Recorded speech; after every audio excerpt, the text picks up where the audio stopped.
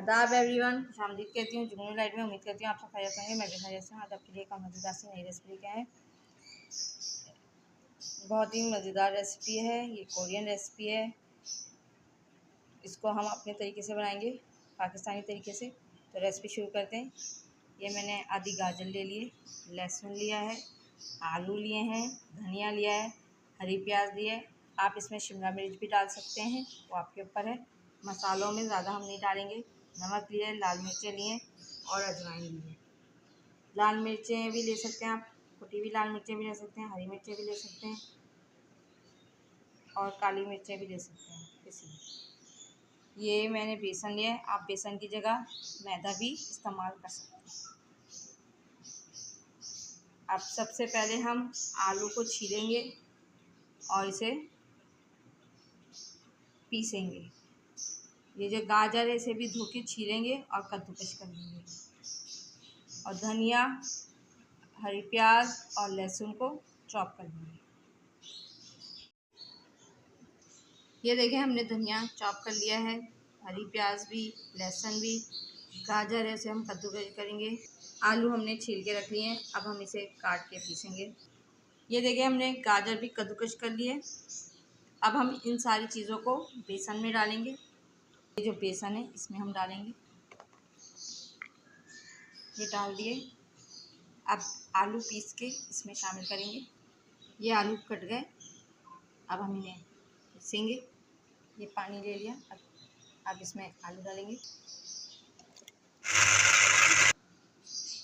ये देखें ये पिस गए, अब हम इसे निकालेंगे। ये पेस्ट इसमें डाल दिया। अब ये मसाला डालेंगे, नमक है, लाल पिसी मिर्चें हैं और अजवाइन, ये डाल दिया। अब इन सबको मिक्स करेंगे। ये देखिए मिक्स कर लिया। अब इसमें एक अंडा डालेंगे। ये देखिए मैंने अंडा निकल, कभी कभी अंडा ख़राब निकलता है, इसलिए मैं अलग प्याले में तोड़ती हूँ, फिर बाद में मिला लेंगे इसमें। तो ये अंडा देखें हमने तोड़ लिया, अब हम इसे भी डालेंगे।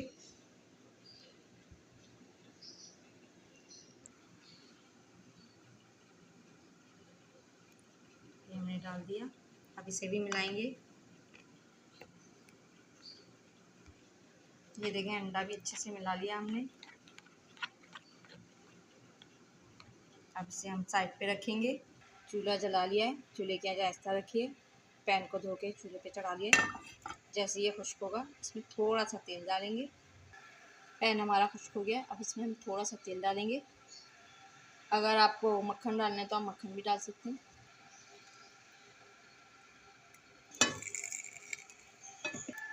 ये हो गया,